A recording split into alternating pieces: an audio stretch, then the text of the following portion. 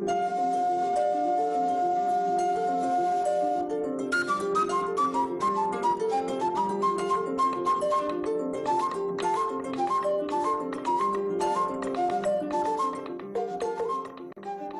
à toutes et à tous, bienvenue dans Guinée Info. La grande édition de nos informations commence avec les travaux de concertation sur l'organisation et la coordination de l'action gouvernementale qui se poursuivent à Conakry. Les questions liées à la modernisation de la gouvernance ont été épluchées par les séminaristes. Ousmane Bangoura nous signe ce reportage.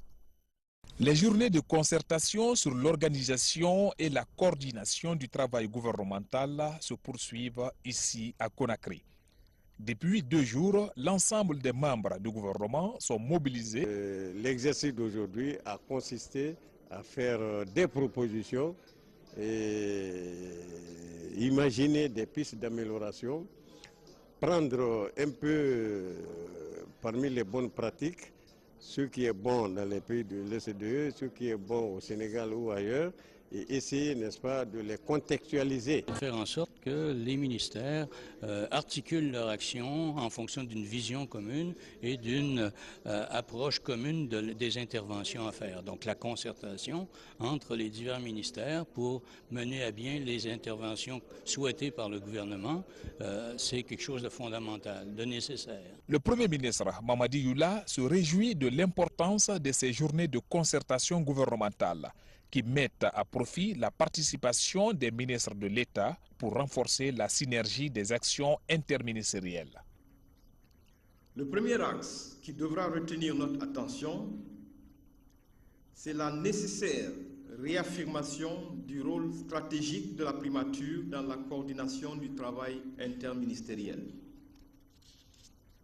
L'une des facettes de cet enjeu est de définir, préciser et clarifier les modalités de fonctionnement de l'ensemble constitué par le Premier ministre, le cabinet du Premier ministre et le secrétariat général du gouvernement, dont la parfaite harmonie et l'efficacité constituent le gage le plus sûr d'une bonne coordination interministérielle. De nouveaux mécanismes de coordination seront mis sur pied sous ma direction, nous permettant d'effectuer un suivi rapproché du travail ministériel et de favoriser la concertation et la synergie entre les différents ministères pour obtenir de hauts résultats de performance. C'est une initiative du gouvernement guinéen avec l'appui financier et technique de la Banque mondiale en vue de favoriser la mise en œuvre des actions de réforme indispensables pour transformer le secteur public guinéen. Les 33 préfets du pays, chez le ministre de l'administration du territoire, le général Bourema Condé a profité de cette occasion pour donner des directives aux administrateurs territoriaux, mais aussi une ligne de conduite devant permettre aux responsables locaux d'agir conformément aux textes réglementaires. Le point avec Mohamed Lamine Camara.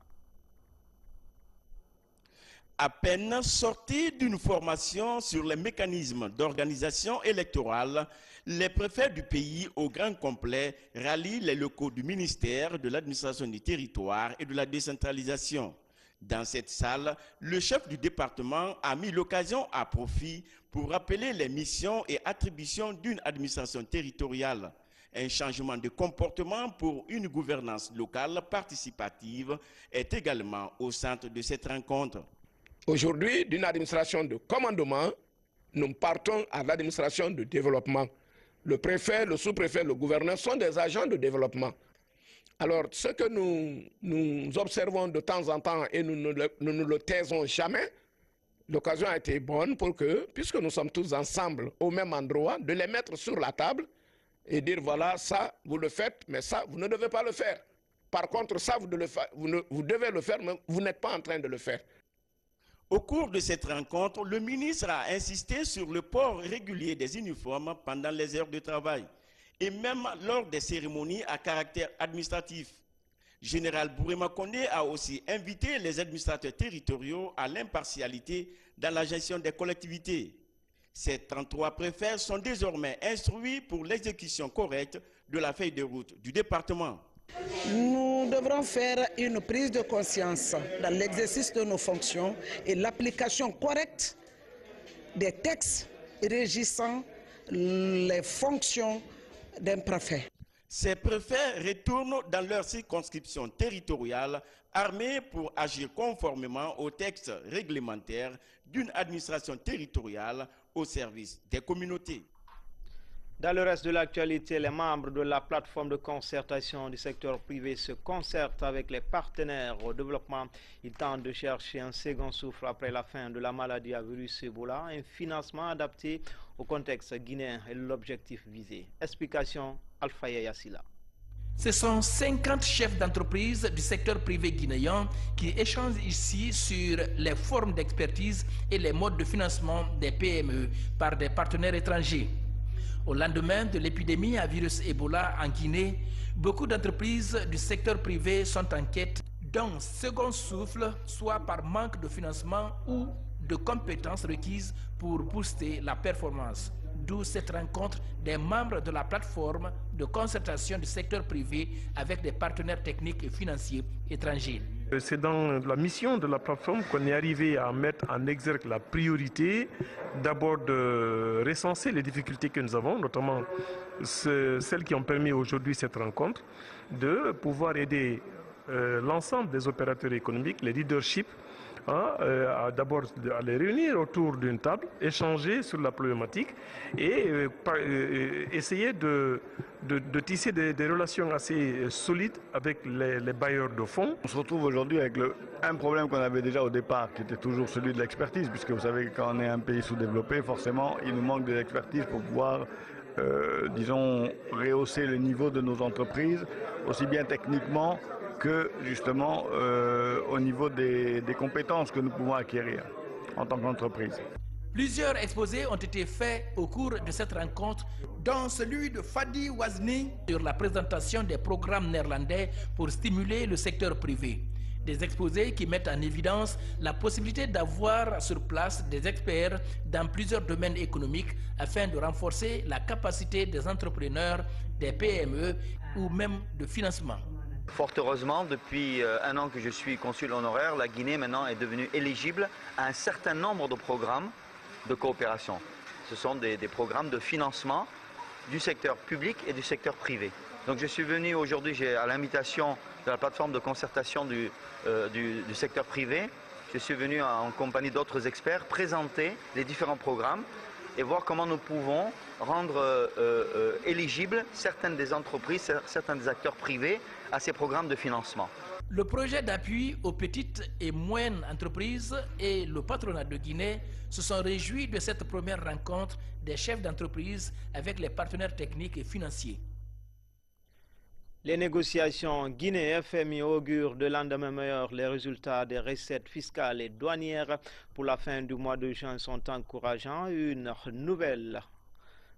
bonne nouvelle pour la conclusion de la 8e revue prévue en octobre prochain. Boubacar Ba, reportage. Les négociations du Fonds monétaire avec le gouvernement sur la 8e et dernière revue de notre programme de facilité élargie de crédit tendent vers la fin.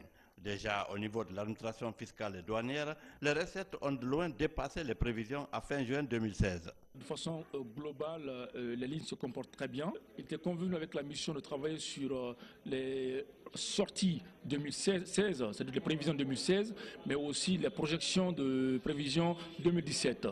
On a passé en même temps en revue toutes les lignes de recettes. On a fait des projections en tenant compte du taux de croissance. À la douane, l'espoir est également permis car il n'y a plus d'interférence dans le processus de dédouanement. Les objectifs quantitatifs en matière de mobilisation des recettes ont été atteints pour les 6 premiers mois, c'est-à-dire la période sur laquelle repose la 8e revue. La prévision était de 2700 milliards. Et lors de la revue, il a été constaté que la douane a mobilisé 2900 milliards, soit un dépassement d'un peu plus de 200 milliards.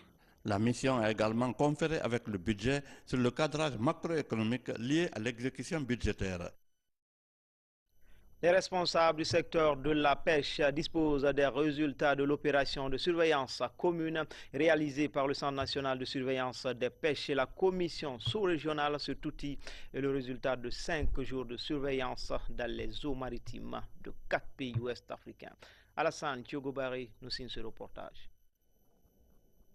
La réunion de restitution de cette opération de surveillance s'est déroulée dans les locaux du Centre national de surveillance des pêches à Matam, une restitution qui intervient au lendemain de la fin du repos biologique dans les eaux maritimes guinéennes. 4 pays étaient ciblés, la Gambie, le Sénégal, la Guinée-Bissau et la Guinée. En 4 jours, nous avons détecté 10 navires dans la zone guinéenne. Nous en avons contrôlé 5. Et nous avons arraisonné 2. Il y a 2 navires arraisonnés. Un se trouve actuellement au port de Conakry, sous la garde de la Marine nationale. Le second, on peut dire que c'est un arraisonnement en vue. Il a été identifié, mais il n'a pas accepté d'obtempérer. Donc il est en fuite. Mais puisqu'il est identifié, la société est connue, elle est basée à Bissau, on pourra faire une poursuite administrative. Entre autres recommandations, les 2 parties conviennent de l'urgence de doter l'unité nationale d'observation de moyens adéquats. Où les moyens à terre sont vétus, où les moyens à bord des vedettes sont vétus. Et je ne manquerai pas de rendre compte à l'autorité compétente pour prendre des dispositions afin que le CNSP soit équipé et la Marine nationale aussi. Améliorer les moyens sous-entend notamment la mise à disposition d'outils de communication performants et de vedettes permettant de traquer les bateaux pirates à mer. Dans l'actualité encore, les professionnels de la santé échangent sur les techniques de détection et de prévention des risques dans les laboratoires. La formation concerne les laborantins du pays. C'est un programme de l'Institut national de santé publique du projet Santé Plus. Le reportage est signé de notre spécialiste maison, Sorido Kira. La prévention des infections en milieu de soins et les maladies à potentiel épidémique fait partie des axes prioritaires de la relance du système de santé après le passage de l'épidémie de la maladie à virus Ebola. Ces techniciens de laboratoire renforcent leurs capacités sur les techniques de détection et de prévention des risques liés aux différentes activités de laboratoire. L'initiative résulte du partenariat entre l'Institut national de santé publique et le projet Santé Plus. L'objectif de cette formation, c'est d'améliorer le niveau de connaissances et de compétences de ces techniciens en matière de biorisque, c'est-à-dire en matière de biosécurité et en biosécurité. Biosécurité, c'est comment les laborantins doivent se comporter à l'intérieur de leur laboratoire pour ne pas qu'il y ait une fuite de matériel infectieux. Biosécurité, c'est comment ils doivent agir pour ne pas que ces agents infectieux quittent leur laboratoire pour contaminer les communautés et vice-versa. Et troisièmement, comment ils doivent gérer leur matériel biologique usé. Venus des structures sanitaires de la capitale, ces professionnels de laboratoire ont appris des notions innovantes comme la biosécurité et la biosureté. Ces pratiques permettent d'éviter aux laborantins et aux patients les risques de contamination dans les structures de soins. Cette formation est d'une importance capitale pour tout laborantin. Parce que d'abord, c'est pour te permettre toi-même de te préserver, parce que nous manipulons des échantillons contaminés, et également préserver tes collègues et la communauté. Fruit du partenariat public-privé, cette formation devrait désormais améliorer les prestations de ces techniciens de laboratoire qui constituent un maillon essentiel de la chaîne des soins dans les structures sanitaires du pays. Et puis, accolé à l'instance de coordination nationale de Guinée fait le point, il a été question surtout de la mise en œuvre des programmes et projets financés par le Fonds mondial, notamment la lutte contre le VIH-Sida, la tuberculose, mais aussi le paludisme dans notre pays. Maurice Sidibé, Ansoumane Toumani Kamara. Dans la lutte contre le VIH-Sida, la tuberculose et le paludisme en Guinée, le gouvernement et ses partenaires ont initié plusieurs programmes et projets. Et c'est l'instance de coordination nationale de Guinée qui a mené le suivi stratégique de ces activités financées par le Fonds mondial. Cette assemblée générale statutaire qui se tient tous les 3 mois fait le point de la situation en présence de tous les acteurs concernés. Vous avez tous suivi la campagne de distribution des moustiquaires imprégnés. C'était un succès, ça a coûté beaucoup d'argent et à la Guinée et au Fonds mondial, mais c'est vraiment un réel succès parce que tout le pays a été couvert par les moustiquaires imprégnés. Il y a également les médicaments contre le paludisme qu'on retrouve maintenant dans les centres de santé, dans les hôpitaux, et il y a aussi des progrès dans la lutte contre le sida. Et il en est de même aussi pour la tuberculose. Au cours de la présentation de ces programmes et projets, les acteurs impliqués ont noté des avancées significatives dans leur mise en œuvre. Nous avons bénéficié d'un apport direct par la disponibilité effective des membres du bureau exécutif de l'ICN qui nous accompagnent dans la résolution des problèmes. Au vu des interventions, nous constatons qu'il y a beaucoup de progrès et que le Fonds mondial appuie sérieusement la Guinée et aussi le gouvernement fait sa partition. L'instance de coordination nationale de Guinée, ICN, est un mécanisme de coordination multisectorielle et d'appui pour la réalisation effective des programmes et projets financés par le Fonds mondial. Éducation, les Guinéens de la diaspora apportent leur expertise pour le rayonnement du système éducatif guinéen. C'est le cas des frères Camara qui décident de créer une plateforme en informatique et recherche d'emploi technomaniaque. C'est le nom de cette plateforme du projet Fatala. Valérie Talimane, Mama Essata Camara. Les jeunes de la diaspora s'intéressent à la formation des étudiants du pays. Lamine et Salif sont associés, l'un en France et l'autre au Canada. Les frères Camara développent depuis quelques mois un concept baptisé Technomaniac, un projet conçu il y a un an avec pour objectif principal initier ou renforcer les connaissances de jeunes étudiants démunis aux technologies de l'information et de la communication. Nous voulons mobiliser les jeunes, de comprendre l'importance d'une transformation digitale au sein de leur structure parce que c'est une plateforme à la fois qui facilite l'insertion professionnelle. Objectivement, notre mission, c'est vraiment d'atteindre toutes les universités de la Guinée. Donc ça nécessite des moyens financiers. Ce projet va aussi faciliter l'insertion socio-professionnelle des jeunes. Il sera officiellement lancé ce lundi à Conakry et va concerner dans la phase pilote les universités de la capitale. Le projet sera présenté dans certaines institutions de l'intérieur du pays. Un projet que les frères Camara veulent déjà très ambitieux. On a voulu appliquer vraiment cet accompagnement pour notre pays, la Guinée, pour les jeunes Guinéens, pour qu'ils puissent justement bénéficier des avantages de cette plateforme. Et donc on est aujourd'hui avec plusieurs autres jeunes Guinéens qu'on appelle des lead maniaques qui nous aident justement dans le déploiement de cette plateforme dans leurs universités et qu'ils puissent justement que cette plateforme puisse être déployée avec succès au sein de leurs institutions. Technomaniac est un projet national accessible de tous. Par la plateforme Fatala, les jeunes sont appelés à développer leurs aptitudes en informatique.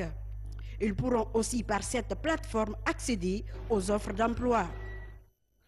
L'actualité, c'est aussi dans le pays profond avec cette question: comment mobiliser les jeunes dans le service volontaire en Guinée?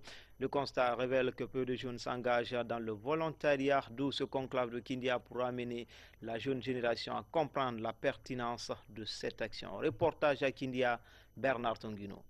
L'Agence nationale de volontariat jeunesse et le PNUD plaident pour plus de mobilisation de jeunes dans le volontariat. En Guinée, la politique nationale de la jeunesse met l'accent sur la participation des jeunes au développement du pays. Depuis 2010, l'Agence nationale de volontariat jeunesse encadre plus de 300 jeunes travaillant au développement des collectivités. L'action est financée par le PNUD. Le message de plaidoyer, c'est à l'endroit de la population de façon générale et des jeunes Guinéens à s'intéresser aux questions de volontariat, à s'inscrire et à s'engager dans les actions de volontariat pour le développement de leur localité, pour le développement du pays. Le deuxième message de plaidoyer, c'est à l'endroit des partenaires du développement qui accompagnent le développement en Guinée. Nous plaidons afin qu'ils puissent continuer non seulement cet accompagnement, mais qu'ils puissent aussi le multiplier pour que l'État puisse réaliser ses objectifs. La rencontre de Kindia se veut un espace de plaidoyer national à l'endroit de tous les acteurs. Société civile, secteur privé, l'État et les partenaires techniques. Les participants sont informés et sensibilisés sur l'importance et la contribution du volontariat au progrès social. La volonté du gouvernement est déjà réelle, dans la mesure où aujourd'hui, à ce stade, l'Agence nationale de volontariat, qui était simplement une division, a été élevée au rang d'agence nationale. Et ce qui prouve déjà la volonté du gouvernement de contribuer positivement à la qualification de ce secteur en Guinée. Et aujourd'hui, tous les moyens seront mis à la disposition de l'Agence nationale de volontariat pour lui permettre de s'épanouir et de répondre pleinement à la volonté, aux aspirations des jeunes guinéens. De nouvelles recommandations sont adoptées au terme de la rencontre. Recommandations dont l'application devrait permettre de faire du volontariat un véritable levier de développement national. On connaît désormais les noms de la plus belle lycéenne et du plus beau lycéen 2016 de Conakry. Ils ont été élus hier sur l'esplanade du Palais du Peuple au cours d'un concours de beauté qui en est à sa 11e édition. Des bourses d'études ont été octroyées au Miss et Mastabor 2016. Abdourahmane Diallo, Marie-Angélique Bangoura. Cette compétition qui met aux prises les meilleures écoles de la Guinée entre cette année dans sa 11e édition. Les thèmes 2016 autour desquels s'affrontent les 14 candidates côté filles et 15 chez les garçons portent sur les mutilations génitales féminines et l'immigration clandestine.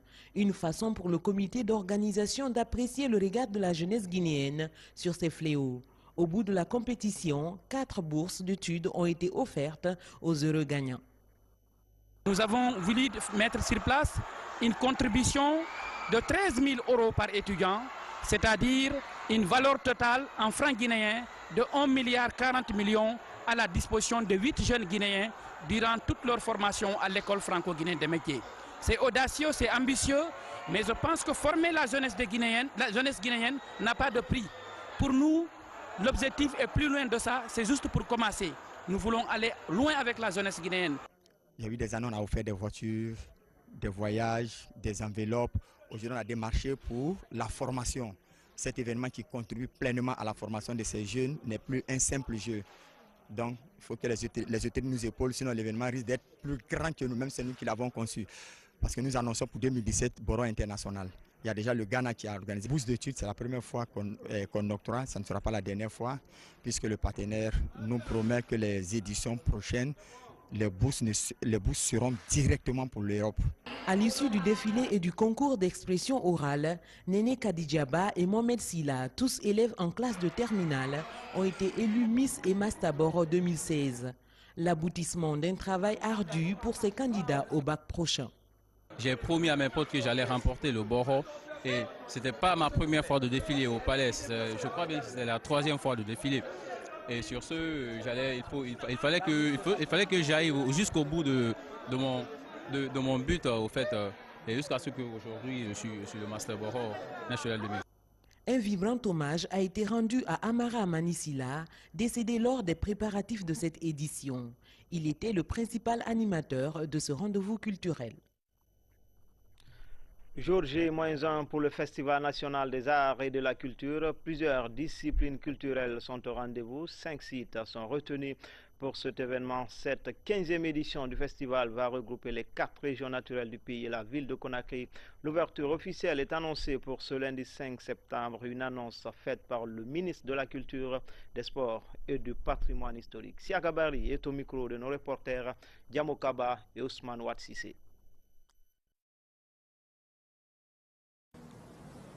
Très tôt après son accession à l'indépendance nationale, la jeune République révolutionnaire de Guinée, sous l'impulsion de ses valeureux pionniers, créait une quinzaine culturelle nationale en 1960.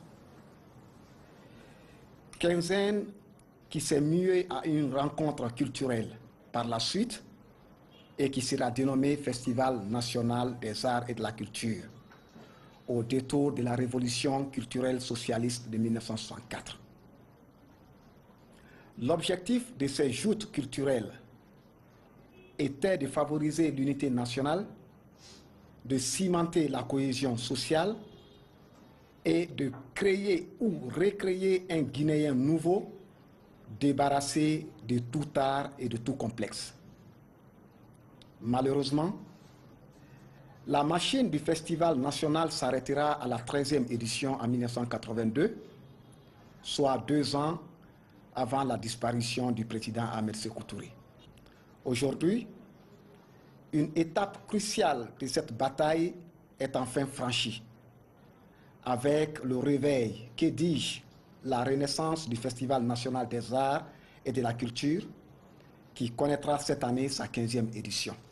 Du 5 au 10 septembre 2016, donc, 90 groupes artistiques venant de 7 régions administratives et de la zone spéciale de Conakry compétiront dans le cadre de la 15e édition du Festival national des arts et de la culture FESNAC, dédié cette année à la consolidation de la paix. La société Lagipress vient de récupérer une voiture 4x4. Elle a été braquée sur la route de Kindia. Cette prise a été possible grâce au système de localisation appelé Lagitrack. Aussitôt, la voiture a été remise à son propriétaire. Les détails, c'est avec Maurice Sidibé, Younoussa Taweli Kamara. Immobilisé par la société de surveillance Lagipress Sécurité. Son propriétaire s'était fait braquer par un groupe de bandits sur la route de Kindia il y a 2 jours. Les personnes qui étaient à bord ont été débarquées avant d'être ligotées. Je venais de Bamako, c'était hier. Je suis arrivé jusqu'au niveau de Débélé, juste à 1 km de Débélé où la route n'était pas bonne. Ils m'ont sorti la dame d'abord de la voiture, Madame Dabi. Ils l'ont envoyé, ils l'ont ligoté, ils l'ont attaché. Après, ensuite, moi, ils m'ont fait coucher sur mon ventre. Et ils m'ont attaché, ils m'ont lié les mains par arrière. Ils ont déguetté mon pied avec celle de Madame Dabi. Malheur pour les braqueurs, la voiture était équipée d'un dispositif d'alerte anti-vol appelé système Lagitrack. Il a permis de localiser rapidement l'engin. La scène s'est passée aux environs de 2 heures. Tout a commencé par l'alerte que nous avons reçue d'un client qui s'est fait débarquer dans son véhicule au niveau de Kindia. Donc là, immédiatement, nous avons cherché à localiser le véhicule, comme nous le faisons d'habitude. Nous avons localisé le véhicule. Et la deuxième chose, nous avons immobilisé le véhicule. Aujourd'hui, les difficultés sont plutôt d'ordre technique, puisqu'aujourd'hui, en dehors des personnes qui sont abonnées à notre service de pompiers privés, on intervient énormément sur des incendies à l'intérieur des quartiers. Il y a 16 ans que Lagipress Sécurité opère en Guinée. Elle intervient dans la récupération des voitures volées, l'extinction des incendies, le gardiennage, l'installation des caméras de surveillance, des détecteurs et des scanners. Enfin, en plus bref, le Sili de Guinée s'est imposé cet après-midi face aux Warriors de Zimbabwe. 1-0, c'est au compte de la dernière journée des éliminatoires de la CAN Gabon 2017.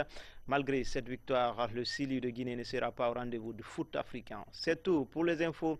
Grand a été le plaisir pour moi de vous servir. Demain, les infos, c'est avec Alia Kamara. Bonne suite de programme sur les antennes de la télévision nationale. À bientôt, Inch'Allah.